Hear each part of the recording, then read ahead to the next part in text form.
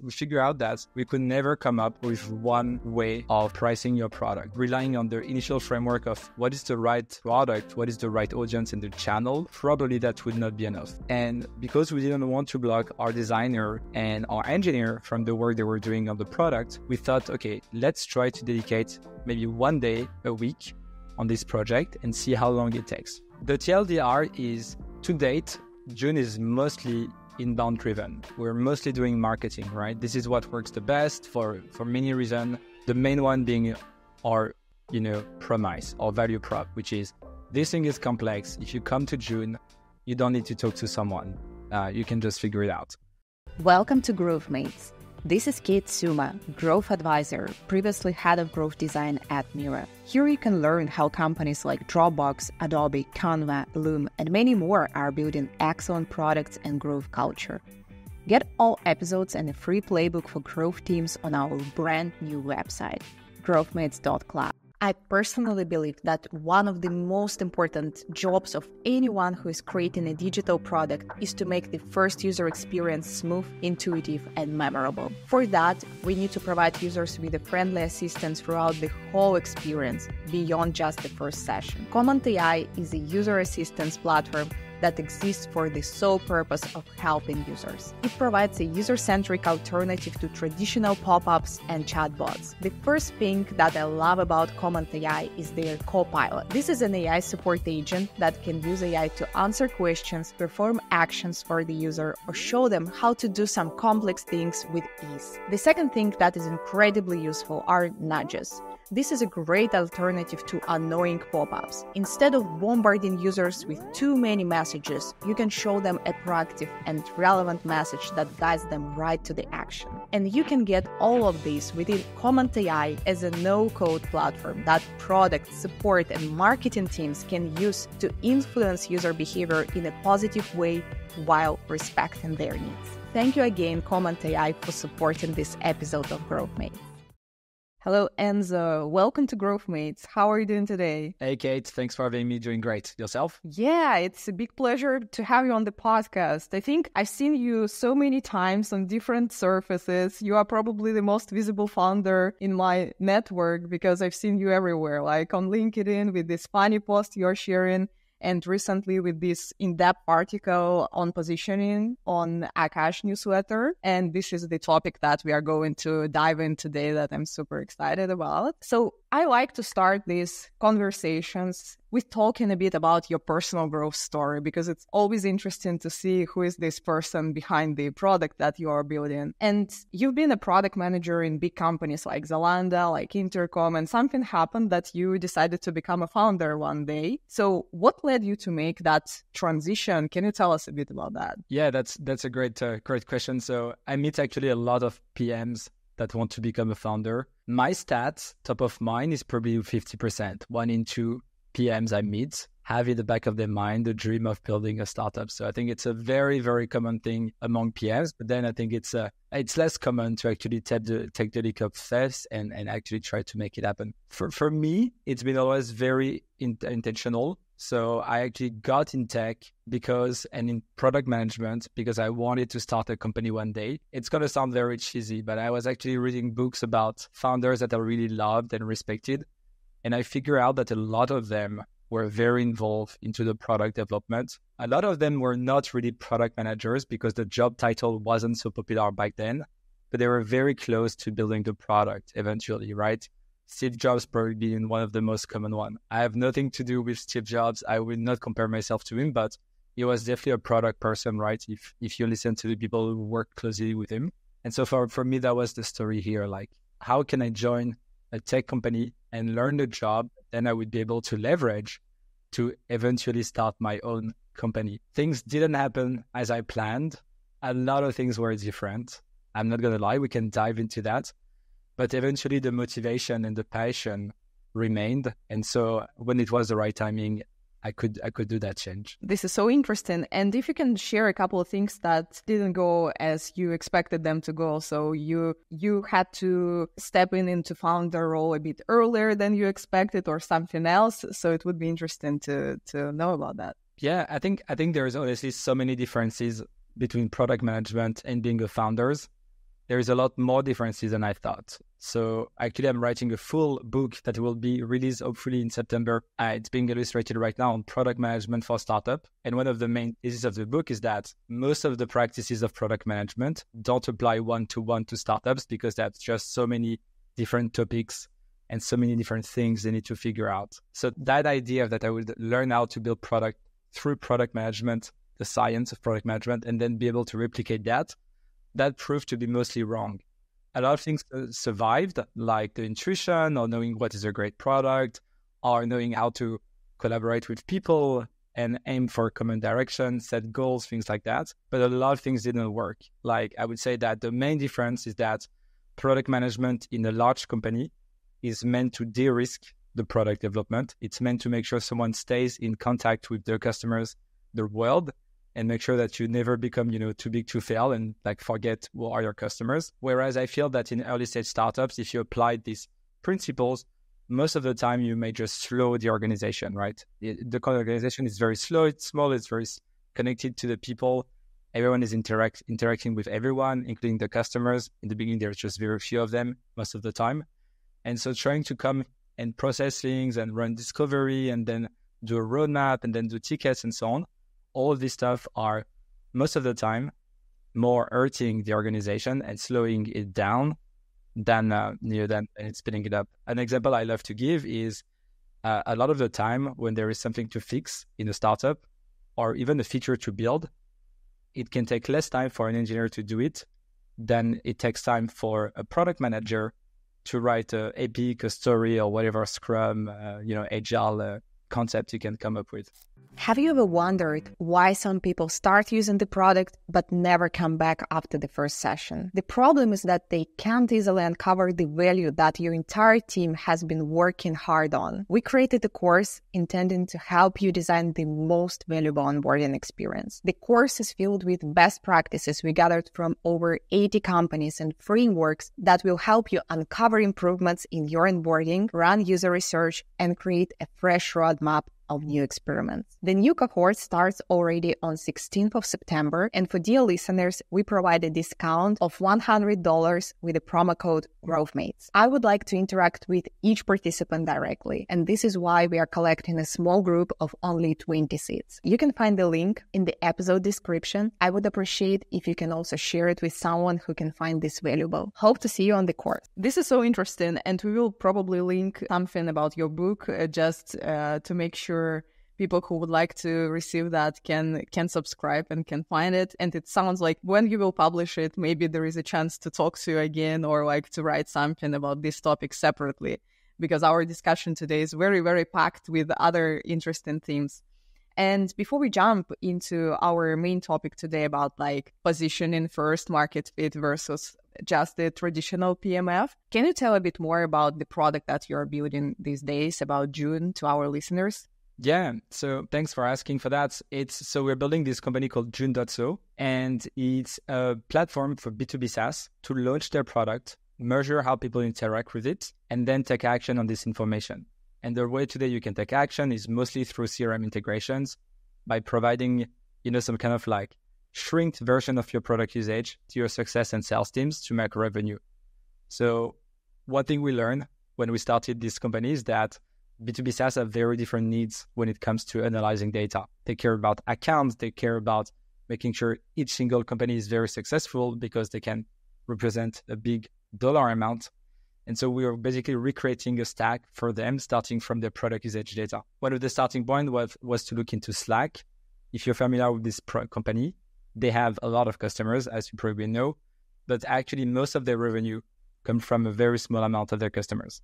The large majority of their revenue comes from actually 500 customers. And this is what B2B is about. B2B is not about how many people click on the button. It's about which company does it, which doesn't do it, why, and then make sure you have a more granular understanding of your accounts. So that's what June is about. This episode is brought to you by AppQs, the platform that helps you design, deploy, and test captivating onboarding experiences in minutes, not weeks. AppQs created the Product Adoption Academy, which includes courses, templates, and examples to help you level up your product adoption, and you can use it entirely for free. Check out the 5-step growth flow review template, which I created to help companies connect growth hypotheses with behavioral patterns to uncover meaningful improvements. Find an example of Dropbox onboarding inside and use this template to review any growth flows in your product. Get the template through the link appcues.com/growthmate. Yeah, this is a beautiful mission, and definitely we will talk about positioning, and maybe you will bring some examples of how you found your positioning in quite a busy space, I would say, B2B products and like this problem that they have. So let's talk about that. Recently, I found your post and deep article about this theme connected to positioning that you created on yourself, I suppose, and published on Akash newsletter, Product Growth. And there is a beautiful metaphor there that I'd like to start from. So the metaphor, like Alice learns in Wonderland when she asks the Cheshire Cat, "Would you tell me, please, which way I ought to go from here?"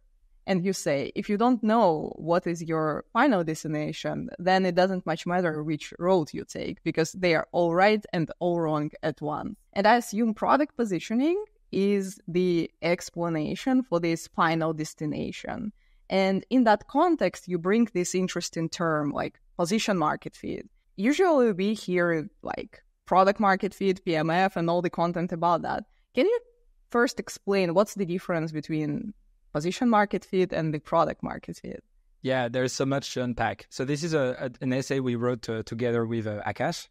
We started the draft and there was a lot of back and forth. I think if you want to collaborate with a tier one kind of writer like him, you don't just send him something, right? Like there's this ongoing work. So props to him for the amazing work there. The concept, so the genesis of this article was actually to explore the different pricing strategies. And what we wanted to come up with was some sort of like master playbook on which pricing to adopt based on the best strategy for your company or the strategy you wanted to follow, right?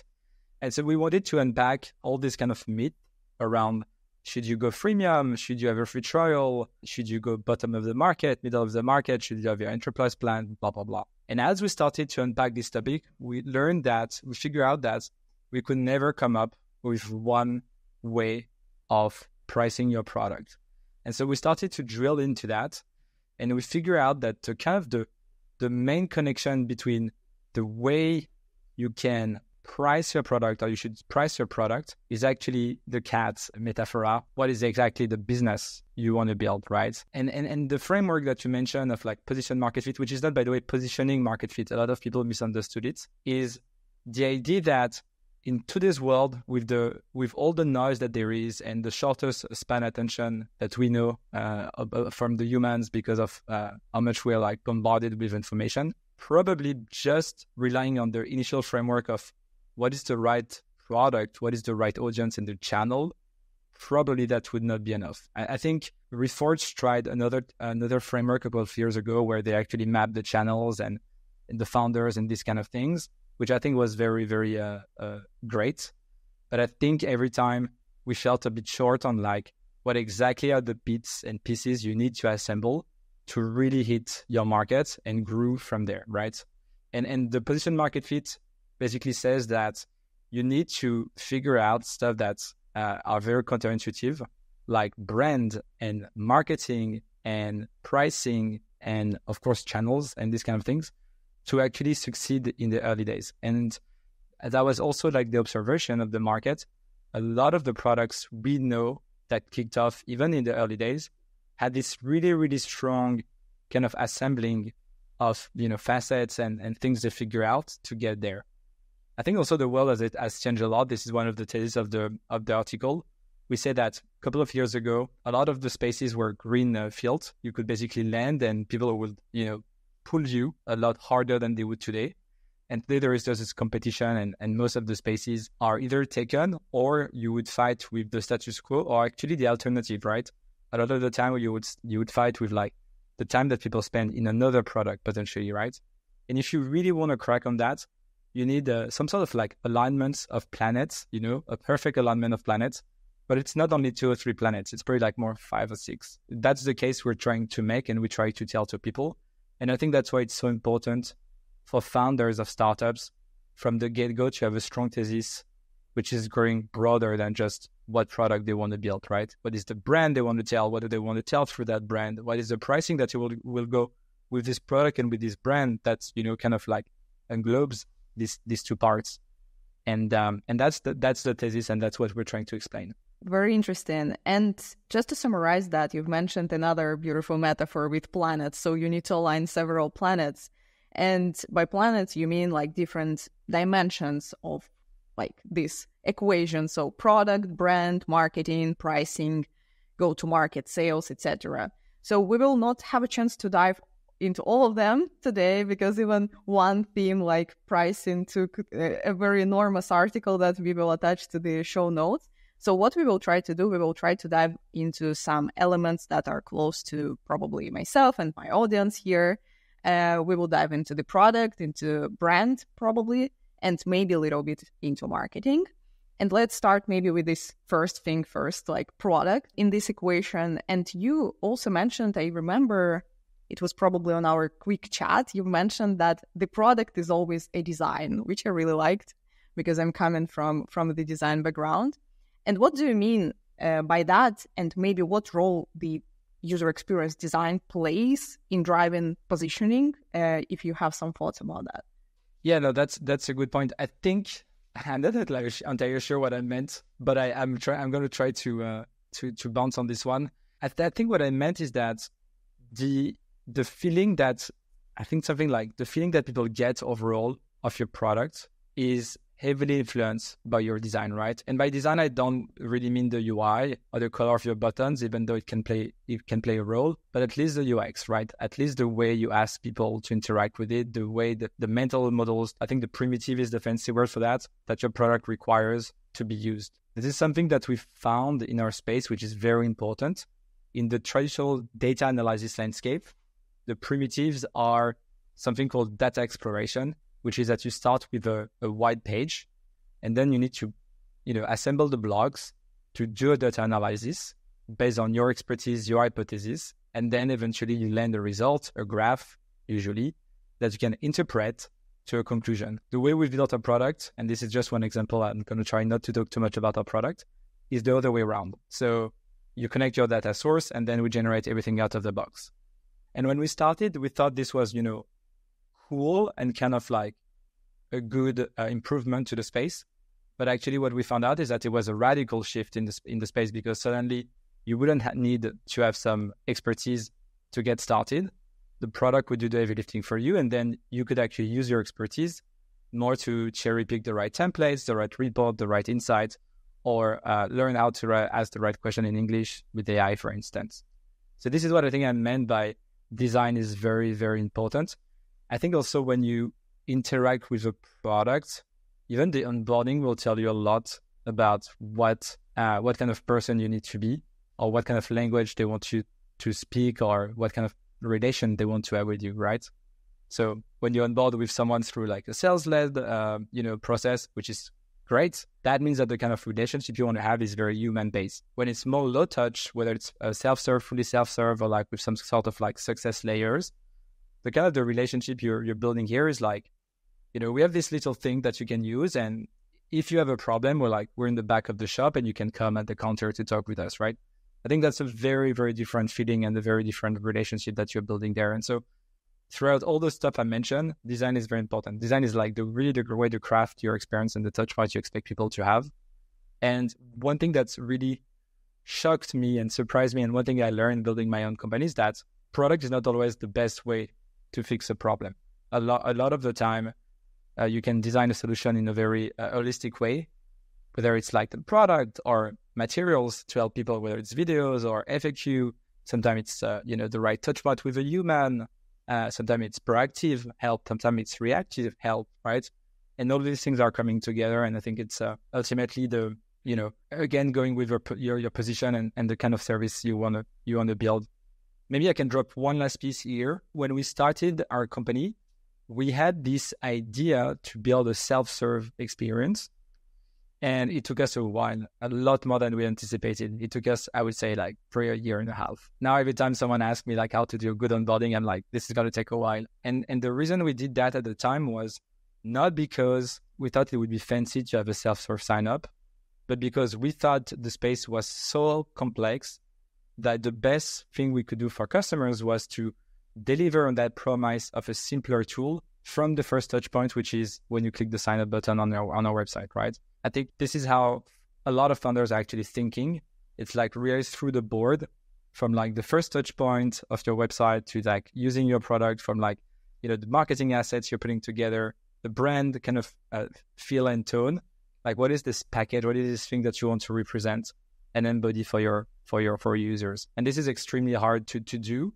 But I think oftentimes you're seeing the founders influence that in a very, you know, natural way. I think it's, you know, when they tell you that the founders are very important because they create the culture of the company, that is something you read all the time. Like the culture of like a startup is often the first founders. I think one thing that the founders do out of purpose, I think very naturally, is actually also influence all the things we talk about in the position market fit. Like they influence the brand. What are the brands that speak to them and they would want to see on the market? What are the pricing that speak to them? Like, you know, what kind of experience do they like? In a way, they're also very biased. It's a bias that they need to mitigate at some point. For us, being product people and being all about self-serve and so on, now we're learning how to be more mid-market and sales-led. So eventually, you know, you have to unlearn some of the things you've learned too. Wonderful. So many things you've shared here. What really resonated with me, that the first experience is probably the most important element that we need to double down on. Like, what I like to talk as well, and I'm coming from this user experience background. I'm also helping companies to create better user onboarding. And why I even decided to do that, because I've seen so many times that the product itself can be quite excellent. Like the core experience is very good, very polished, but the first user experience, and I'm not just telling about the first session, it's like a continuous journey that I also phrased as 6 steps of holistic user onboarding, is not designed at all. So nobody took care of that, meaning that users couldn't even uncover how valuable and how beautiful and how like functional and efficient your product can be for them, which is sad, which is like quite an interesting opportunity for all companies to take a look at. And again, talking about positioning as a core theme today, it's the opportunity to reinforce like the problem you are solving, the value you are trying to deliver, like phrase it in a great way, show it in a great way. So we took your product as an example of like this delivering value instead of pushing people to create everything from scratch. And this is quite an interesting and probably it's a memorable experience, right? So not so many products are doing these things. And you are also sharing in this article the phrase about the brain estate. And I like to connect it to this memorable experience. So meaning that we need to find a way to earn some space in this brain estate. We need to uncover like interesting, memorable experiences. And do you have any other examples where have you seen these memorable experiences played a big role in product positioning? If you would like to mention a couple of products maybe that you like. Yeah, and I think like going back to the framework of the position market fit, I think the brand estate can be conquered with all the different disciplines or assets that we refer to. So I think you can do it with the product. I think you can do it with a brand. I think you can do it also with your go-to-market. You can have like a wonderful way of reaching people that really resonates. It can also be done with operations, with like a radical, innovative way of operating. So, I mean, there's many I love. For me, I call them the lightning strikes events. So there are some events where the product does that. You just start with the product and you're like, wow, that's wonderful, right? I think Linear did a good job at that, right? They did a great job. Like really, they stood out. I think the website also did a good job at the time before it became a very common way of designing a website. They really stood out this way. I worked for a fintech company in the past called Number 26. They had this onboarding experience where you could take a phone call with an agent. For them, that was the product doing the aha moment. And I think the beautiful thing is that they did it before even you would start using the product. People would talk about these phone calls. And then they had this transparent card. And this was the offline hack where people would pull the transparent credit card and other people would say, oh, what is this card about? So these were two crazy ways for them to spread in the early days. And I think these were like innovation that really came, as part of, trying to do something under constraint, right? It wasn't like a big vision. It was like, we need an onboarding. People are not going to go to our office. What can we do? Oh, we can do a technology. We can use a technology for that. Or, oh, let's do a card. Oh, it turns out they can do it transparently. Wouldn't it be cool to have a transparent card because we're transparent? So these are innovation that can come, in any point of your journey. I think a lot of the founding journeys can be leveraged to achieve exactly what you mentioned. So if you think about startups you love, you can, most of the time, you can call the name of the founders and you can call a memorable event about them, something they have done at a crazy moment, right? So Mark Benioff is a famous one. When he was doing the strike against Oracle, he was hiring people to go on strike and pretend to go on strike against, physical software. At the time, Salesforce was competing with Oracle. This is something that everyone knows today. I think Arc Browser is a company I love. I think the founder, Josh, is like almost like a comic character. Like when I use Arc, I think about him recording a video, like almost in a goofy way. Like he's like like a lot of attitude and he's like very appreciable, I think. And so I kind of think about him, right? I think these are important. There is this company I love in Paris called Lemlist. They're email client for salespeople. The way they became really famous is they pretended they wanted to sell the company and went to see a VC. Yeah, and they went to see a VC and they took a secret camera on their chest and they recorded the discussion. And when the investors offered an acquisition offer for them, they declined it and they just left the office, say like, screw that, we will never sell, we're bootstrap, whatever. They left and they put that video on YouTube. I think now they remove it. But they put that video on YouTube and they became super irreverent. They were selling to bootstrap business and salespeople like grinding and trying to make their numbers. And they had this, PR stunt that went super, super viral. And a lot of people remember them or learn about them from that event. So, I call them the lightning strikes. Whether this is like the onboarding experience of N26, the goofiness of Josh, of Arc, recording these videos, or the founder of Lemlist going in office and declining $20 million. These are stuff that just strike people in the mind states and make people remember them and then speak about them too. Oh, thank you for the summary. You did my job very well, so I don't need to summarize it. But what I'd like to maybe reemphasize on is that you're also doing some of these strategies, right? So you're quite an active and visible founder. So you're using your personal brand to build some connection with June as a product.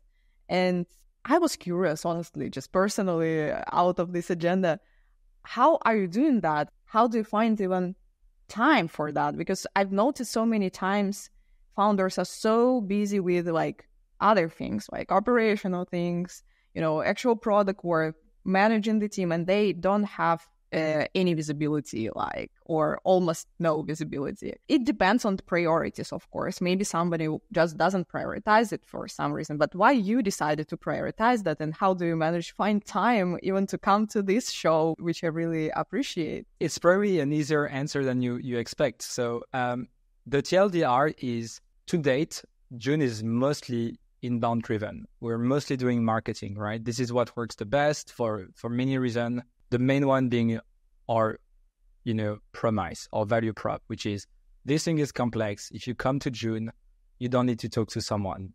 You can just figure it out. Turned out there are some people that want to talk to us, and now we have like pretty chunky plans. We also sell. So we have more and more of this touch point, but in the early days, it wasn't the case. And so we thought about like, okay, what kind of marketing channels do we open? How do we do them? Who's doing that stuff? And for us at the time, I think the realization was that one of the founder, the one not building, writing code, should actually build the first go-to-market person, right? And you hear that all the time for sales. You always hear that the first sales of a sales-led organization is the founder. But we believe it's actually exactly the same for marketing-led companies. So we believe that as a marketing-led company, the founder should be the first marketer. And if you overlap these two things, one of the common way of doing that is what we call founder-led marketing. So it's to leverage the personal identity of the founder to communicate. So for me, it's been my agenda, actually. It's been part of my job. I've been dedicating, 1-2 days a week to do marketing for the company. In the beginning, it was a bit scary because we're like, oh, it's under Enzo Avigo. It's not really June. But I think what we learned is that it's becoming harder and harder for B2Bs to communicate under their brand because it feels a lot more marketing-ish. Whereas communicating under a human is something a lot more appreciable and something you relate a lot more, someone you relate a lot more to. It has worked actually really, really well for us to try to do that. So for instance, it's an example I love to give is Microsoft. Microsoft has millions of followers on LinkedIn. On average, their posts get 2 to 3 comments. Now, if you look at Satya Nadella, the CEO of Microsoft, he has a lot less. He probably has like 1 million or something like that max. I need to check out. Microsoft is like 20 million or 23 million, something crazy. And he gets like routinely hundreds of thousands of engagement, right? And the reason is because people, identify in Satya more than identify in Microsoft. And this is just the way it is, right? Satya is brilliant. He's embodying, the company. It was one also the starting point of this whole thing for us. Now the big question is, how do you move away from that? How do you move away from a founder-led marketing motion to more like a marketing motion for the company, right? But I think this is it's exactly the same challenge as the founder being the first sales, then needs to put together the sales organization. It is challenging, but at the same time, there are just so many things you have to figure out, right? So we figure out the messages that resonate, we figure out the channels that people like, and now the idea is like, how can we replicate that at scale? Yeah, wonderful. What I like the most on this podcast, whenever a person who is working with the founders or is a founder is coming and they say something like, founder is the first researcher, founder is the first designer, founder is the first marketer, it also shows how many dimensions you need to operate with as a founder. And it really depends on who you are as a founder, like where are your passions. So if I am a founder sort of at Growthmates, so I'm coming more from like community-led growth strategy because I really love the community. I love this approach.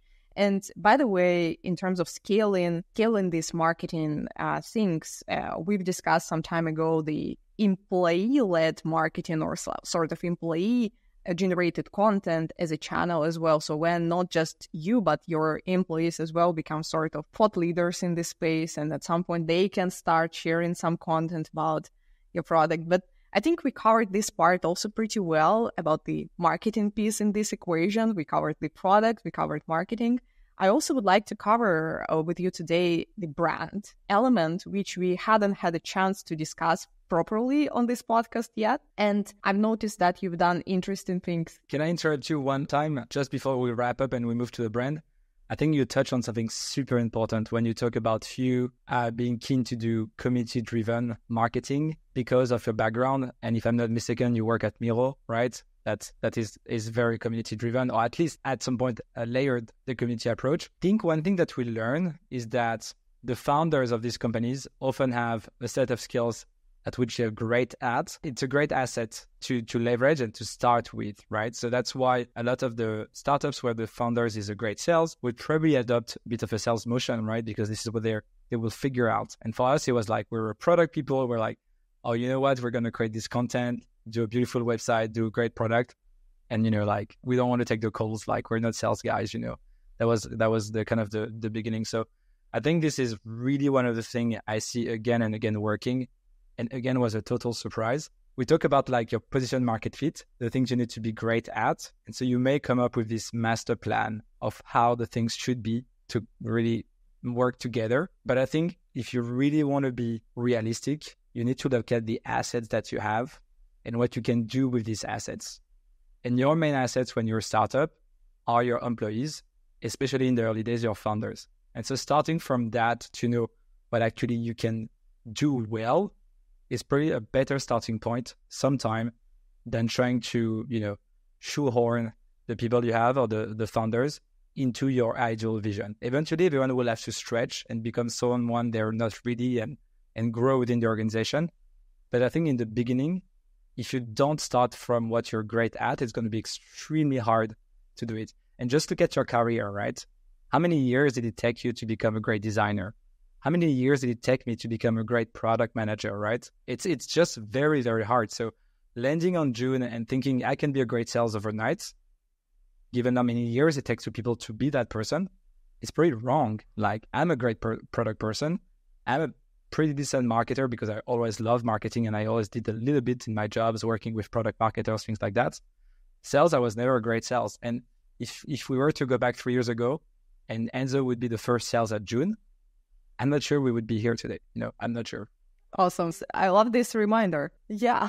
And it's also like what you like is like sort of a magnet. I've been in a situation this year that basically I'm also doing a lot of things in parallel. And I forgot about design at some point. I was like, oh my God, I'm doing like marketing here, like sales conversations there. And I purely forgot that my core skill and my passion is in user experience design, actually.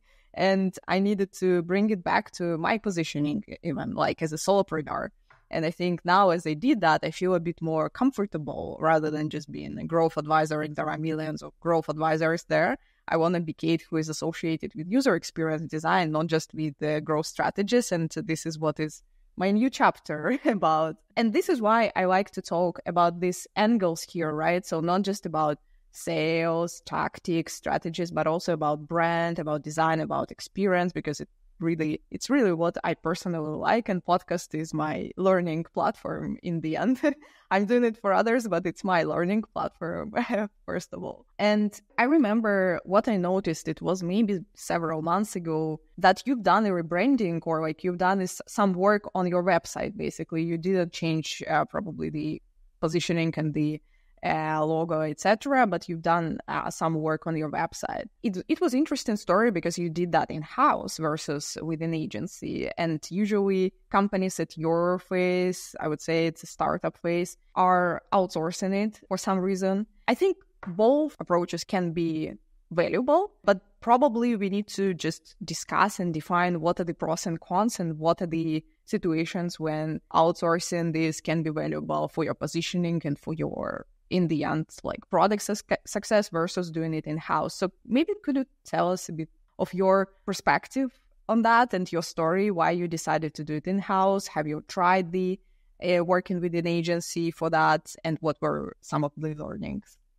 Yeah, so here we've tried both. Our latest website was done in-house, as you said, and the two previous ones were done with not really an agency, like one or two people working together. So I think we call them collective usually. And the reason was simple, like we couldn't really afford like a big agency.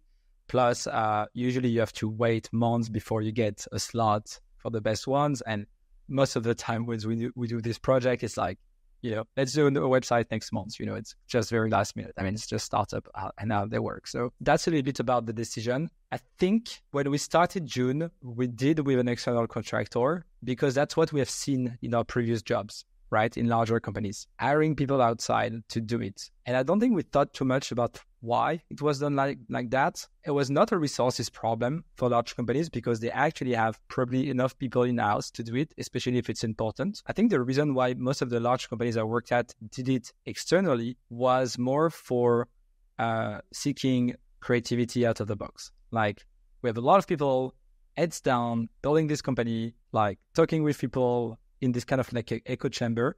If we really want to step up, we need someone with a kind of a more neutral opinion or someone that can try to be neutral. And this is just sometimes very hard for external agencies, right? For internal people. So when we started, we did that. The problem when you start up is that you don't go through the months of iteration with these agencies because you pay per day or per hour. So this project can become very pricey. Plus, you're super rushed, right? You just need to build that thing and just put it outside and see what people think about it. So we kind of ended up with a bit of some decent website, I think, but they were not exactly where we wanted them to be.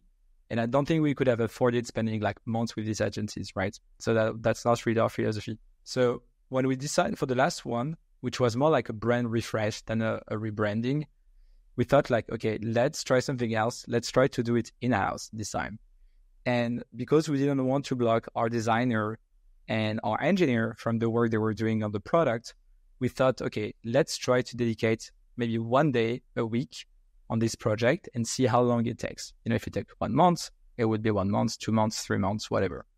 And so what we ended up doing is this 2.5 months project with our designer iterating a little bit every week on it. And we actually ended up, I think, building a much, much better website with a much stronger positioning, branding, copywriting, visual identity than we ever had. And I think the realization for us was just that similar to building a product, building a great website is a craft. It's something that takes a lot of time and a lot of iteration. And sometimes you just need to let it think, come back the next week and be like, oh, that thing that I thought was great, this pink actually is horrible. It's way too childish. Or that thing that I thought would be too professional looking and too bossy is actually pretty much the right balance for us right now. And so we ended up with all this consideration coming up again and again. I think also the very healthy thing is that you can have customer conversation as your website and your brand is evolving. And you can really tell for the people you meet, their life, the way they talk to you and so on, how the brand would ultimately land with them. One thing that I learned at N26, which was really interesting, was that a lot of people found our early brand too playful. They were like, I'm giving you my money. I want that thing to be very, very serious because I don't want you to mess around. And so N26 really evolved from this childish, playful brand to something very, I would say, very square, very structured, very trustworthy. I think June is a little bit the same story. We were very, very childish in the beginning. I think now we're maturing, but we try to keep a bit of that childhood and naive approach in our design. And I think for me, the realization was a couple of people ping us that we really trust, that to tell us I think you guys have found your design. I think you guys have found your way with this brand. And so I think since then we've been able to expand on that brand, and it's been quite good. So TLDR, I don't think in-house or agency is systematically better. I think it depends. I think it depends a bit where you can find the creativity and the right, kind of intuition and influences for your brand. I think having someone inside your company to be very connected to your customers and so on is necessary. So if you work with an agency, you have to download a lot of content for them in very little time, which is very hard.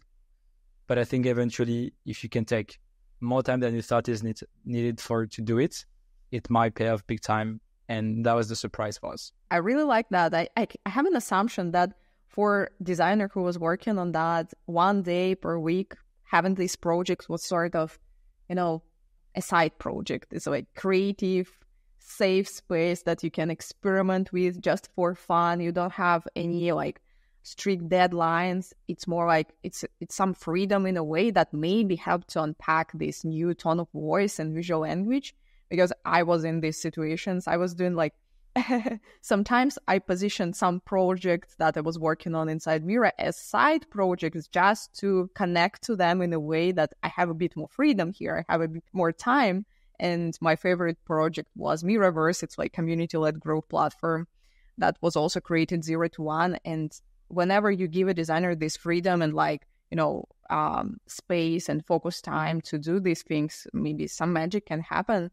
And you mentioned that you were also able to test it with customers on the go, to check what is their response to these updated versions, to these iterations, which is valuable. At the end, you had some ownership of this solution. I've noticed that sometimes when external agencies working on something and they deliver the outcome, it might feel like I don't own this. I don't have a connection to this.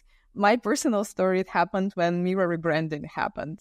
So Mira was a real-time board, and after a huge work and huge rebranding, it became Mira. And my first initial reaction was a shock. I felt a deep sense of belonging to real-time board as a company, as a brand, as a name. I worked on that for many years, and at some point, it just became Mira.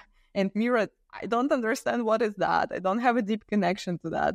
And I had to build this connection, and I think it took a year for me to build this connection to get some sense of appreciation of this brand, of this new visual language. And at that phase, company was already quite big. I think it's natural, it happens, people can adjust. But when you are very small, I think it's useful when everybody in the team has a sense of ownership.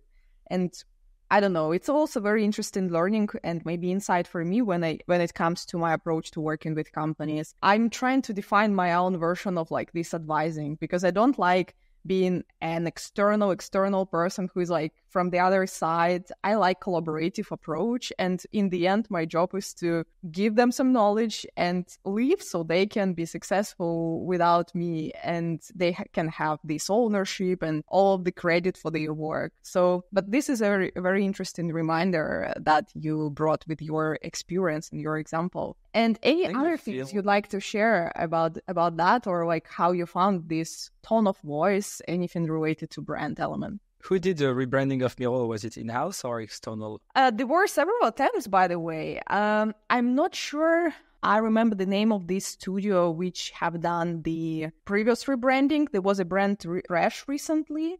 So I think it's publicly available, so whoever is curious can Google that. But the first version of real-time board brand refresh was done in-house, I even remember that. But rebranding from real-time board to Miro was done by a huge agency, quite a well-known.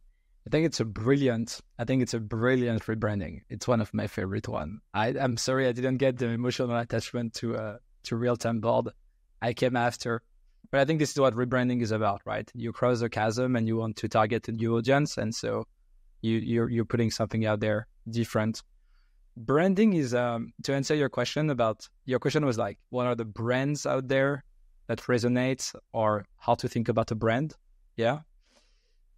I mean, brand is that thing I'm just trying to figure out right now. I think ultimately it's the sum of the things you've been doing and the things you've been communicating.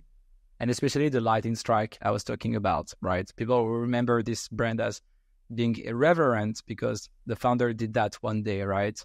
Or the brand being like super safe and mature because the founder used to be the founder of this very established company before, or this, or something very creative to express your creativity, like Miro, because Miro is an artist and these kind of things, right? So I think it's a lot of things that you need to encompass to actually get to your brand.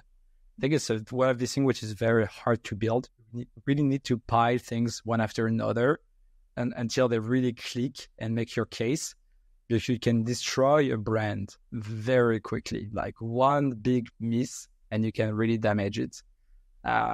One brand I read about recently is Domino's Pizza. They're going through like really hard times because of the way they've damaged their brand recently. I don't quite recall why, but apparently like it has really been super bad for them. And Domino's Pizza have been there for like, for forever, since I'm born, basically, every corner of every city. And I think they were doing a good job to be known. So the brands I love, I think, are the one that will touch on a slightly other discipline and bring that discipline or that universe within their brand, right? So Notion did a remarkable job to bring back Japan in their brand, right? So the illustration, very few people know that, but the illustration that you have in Notion, it's a special kind of Japanese illustration, right? So what people refer to cuteness is actually very inspired from where they were started. They were working at the time, right? I think this is pretty brilliant. Telling the founding story, I think, is a very good way to establish your brand. I really like it. And I think, again, we talk about Linear and Arc. I think they just do a remarkable job. When you think about Linear, you think about Kari, this Nordics guy being super obsessed, that work at Airbnb and that is super obsessed with every corner of the app. They don't release that much, actually. Like, their big launches are not that often. They really wait for the thing to be perfect. They're really obsessed with that. Arc is like the playfulness. Against them, you have Chrome, which is this giant tech company in the US, and they're like, oh, what if your browser could be David versus Goliath, And the messaging that you do actually on your brand, by the way, it doesn't have to be always founded on hardcore realities, right? Like Arc, for instance, which I find very interesting, is based on Chromium. It's based on Google. So their enemy, everything they say is like, don't give your data to Google. Don't use this giant browser, like blah, blah, blah. we're going to change the world. The technology they use is actually Google. So it is Google in a way, right? But the way they've been able to shape the story and create the brand, really about the David versus Goliath, which is really remarkable. What I would like to take away from it is like for the founding team or for people who are working on product, it's quite important to have some connection to this brand, to the tone of voice of the product that you're building or creating, especially if you're a founder. I think over time, I built a very deep connection to Mira because I researched the artist. I just, after using it many, many times, I mean, the brand assets, I just sort of felt very deeply connected to that. And for myself these days, how I'm doing this with Growthmates, I've also recently launched the website and my friends helped to create that. And I love that my friends helped to do that because they know who I am. They created this website for me and they know my favorite colors. They know my personality, my vibe in a way. So they brought it into this website. And that probably when we are working on a product, we are working with people who know us very well. It's making the work more magical, I think, in the end, and the outcomes more like authentic in a way that reflects our values as well. I just noticed that we are smoothly getting into this lightning round session because you've already said what was your favorite brand and brought some examples. That was one of my questions to you as well in this final lightning round. As a tradition, at the end, we are just asking you some questions and you're just sharing immediate answer, like top of mind, whatever is coming to your mind. We were talking today about memorable experiences. What was your recent memorable experience that you had in the last few months? It can be a digital product. It can be not digital experience at all, but something that was just memorable for you. Ooh, there is a lot. I'm often like, I just need a little something to be very, happily surprised and triggered by a product. So recently I found myself installing a lot of these mobile apps on the App Store with AI that I kind of like stopped installing mobile apps like most people as they grew up and they became a bit more gimmicky. But like now with AI, you can do a lot of fancy stuff. So I installed one or two of these apps where you can, I guess, upload an image or a video and they will rework it with AI. And I think I got really, really mind blown by the quality of these apps. For just a couple of bucks, they do really fancy stuff. So that has been like a pretty mind blowing experience because I don't know, something like with a quick value, with like great interface, with like something a bit joyful. I mean, this we're going through again and again, this kind of value. But once you're able to do like 2 clicks and you get a value which would be months of work before, you're like, holy crap. Oh, there is this tool I would love to do a shout out to. We do YouTube videos and then we like to turn them into these short clips, nuggets. And we use a tool called Opus Clip. And it's very fantastic. Like basically you just put the link, they will take the script, find the moments that are based on AI, the most likely going to perform. And then they will do the editing based on AI. So if there's multiple people speaking, they will put the camera on the right place. Then they will put some dynamics based on AI. So if the video is a bit long, they will put some screens, intermediary screens. They will take the keywords that are in the talk, in the discussion, to actually generate some AI images or pull some images relevant based on the search of these words. And then they will do the editing for you. And all you have to do is like put your YouTube link, get the videos and just download them and upload them on YouTube in the shorts. And you're like, yeah. Wow, I will try it out and I will share it right away with my editor. Sounds super cool. And it's all about like exceeding user expectations. With AI, I say so many times, like expectations are getting higher and higher and higher. And we just need to like exceed them and create something like very unexpected, very surprising and magical in the end. Thank you for sharing that. Yeah. When it works, right? It works. The AI doesn't hallucinate. This is good, like summaries, editing, taking the cuts of the video. These kind of things, AI works really, really well, I think. Absolutely. Other 2 questions before we left this episode. if there are any resources or books or articles, whatever you'd like to share, so we could recommend it to our listeners based on the topics that we discussed today.